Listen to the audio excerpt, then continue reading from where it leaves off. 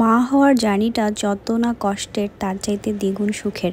কেননা যতই কষ্ট হোক সব কিছুই সহ্য করে নিতে পারে হাসি মুখে একজন মা।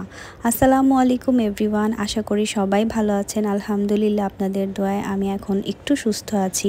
আর সবচাইতে বড় কথা হচ্ছে এই মা হওয়ার জার্নিটাতে আমার মার সাপোর্ট আমার কাছে অনেক বেশি গুরুত্বপূর্ণ ছিল। প্রত্যেকটা স্টেপে স্টেপে যদি আমার মা আমাকে এভাবে সাপোর্ট না করতো, আসলে মা ছাড়া মা হওয়ার জার্নিটা আরও বেশি কষ্টের হয়ে যেত আমার পক্ষে। আজকে আমাকে একটা ক্লিনিকে নেওয়া আসা হয়েছে, কারণ আমাকে আয়রনের ইনজেকশন সাজেস্ট করেছেন ডক্টর। লাস্ট চেক আপে যখন গিয়েছিলাম তখন সব কিছু টেস্ট করে জানা গিয়েছে ব্লাডের হিমোগ্লোবিনের পরিমাণ অনেক কম, তাই আমাকে আয়রন সাজেস্ট করা হয়েছিল। প্রতি সপ্তাহে একটি করে আয়রন ইনজেকশন, অনেক বেশি পেইনফুল, তারপরও কিছু করার নেই, আমার এটা দিতেই হবে। কেননা আমার বাচ্চার সুস্থতার জন্য, আমার সন্তানের ভালো থাকার জন্য যদি আমাকে একটু কষ্ট সহ্য করতে হয়, আমি কেন করব না? আমি সব কিছু হাসি মুখে সহ্য করে নিতে পারবো। এক সময় এই ইনজেকশনগুলো দেখলে ছোটোবেলা থেকেই আমার এই ইনজেকশনের প্রতি অনেক বেশি ভয় লাগা কাজ করতো।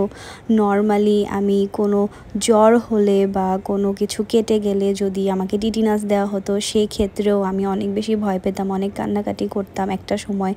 কিন্তু এখন এই ইনজেকশনগুলো দিতে দিতে কী পরিমাণ যে সাহস আমার ভেতর চলে আসছে, আমি এটা বলে বোঝাতে পারবো না। এটা হয়তো বা আল্লাহ তাআলার তরফ থেকেই হয়েছে যে এই রকম সহ্য এবং ধৈর্য আমার ভেতর চলে এসেছে। সব কিছুর ঊর্ধ্বে আমি এটাই বলবো, আমার বাচ্চার ভালো থাকাটাই আমার কাছে সবচাইতে বেশি প্রেফার করে। আর আমি এজন্য যতই কষ্ট হোক না কেন সহ্য করে নিতে রাজি আছি। আসলে একজন মা সব কিছুই পারে, এটাই বাস্তব। যদি মা হওয়ার সুখটা আমার ভাগ্যে না জুটতো, আমি হয়তো এটা কখনোই কল্পনা করতে পারতাম না।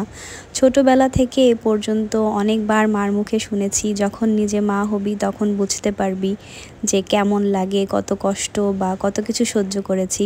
এটা আসলেই বাস্তব। প্রতিটা মাকে আমার মন থেকে সেলিউট।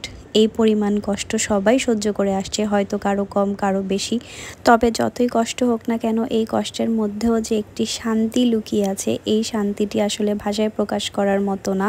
প্রত্যেকটি মাই একজন সন্তানকে দুনিয়ার আলো দেখাতে অনেক কিছুই সহ্য করে থাকে। আর একটা সময় এসে যদি সেই সন্তান মাকে কষ্ট দেয়, তাহলে কেমন লাগতে পারে তার কিছুটা উপলব্ধি আমার ভেতর আসছে। আমার মা আমাকে প্রতিনিয়ত, এখন থেকে না, ছোটোবেলা থেকে অনেক বেশি সাপোর্ট করে আসছেন। আর এখন এই সময়ে আমার এই প্রেগনেন্সি জার্নিতে আমার মার কোনো বিকল্প নেই।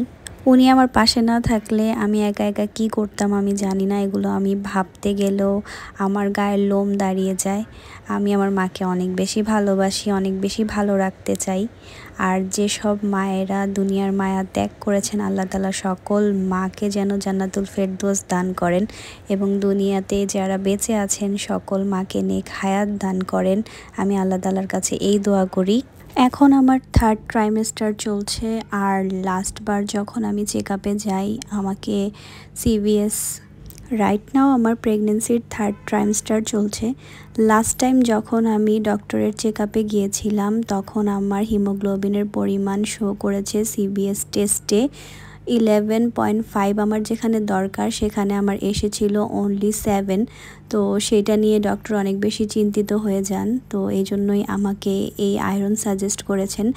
আর এই আয়রনটা হচ্ছে মূলত একটা স্যালাইন আকারে দেওয়া হয়। 1.5 ঘন্টা সময় নিয়ে আস্তে আস্তে করে এটাকে পুরো শরীরে পুশ করা হয়।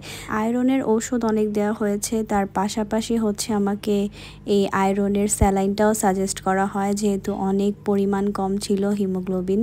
তাই কিছুই করার নাই, যতই পেইন হোক এটা আমাকে দিতে হবে। অ্যান্ড এটা আমাকে পার উইকে একটা করে দেওয়া হয়েছিল। 1 মাসে টোটাল 4টা স্যালাইন আমি নিয়েছি। আর এটা দিয়ে হচ্ছে আমাকে বলা হয়েছে যে মেবি 0.2 অথবা 0.3 বাড়তে পারে।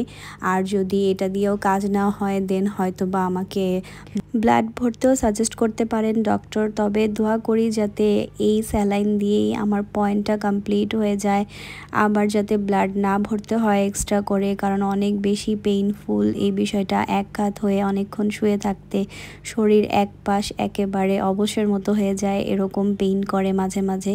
তো যাই হোক, সব কিছু মিলিয়ে আল্লাহ তাআলা দিনগুলো পার করে নিচ্ছেন। আর আমার সাথে যারা মা হতে চলেছেন, নতুন হবু মা, তাদের সবার জন্য দোয়া করি সবাই যাতে ভালো থাকে, সুস্থ থাকে এবং সুস্থ আর সবল একটি সন্তান যাতে দুনিয়ার আলো দেখাতে পারেন। সকল মায়েদের জন্য আমার এই দোয়া থাকবে এবং সবাই সবার পরিবার পরিজন নিয়ে ভালো থাকবেন। আজকের ভিডিওটি এই পর্যন্তই। আমার জন্য অবশ্যই দোয়া করবেন। এখানেই বিদায় নিচ্ছি। আল্লাহ হাফেজ।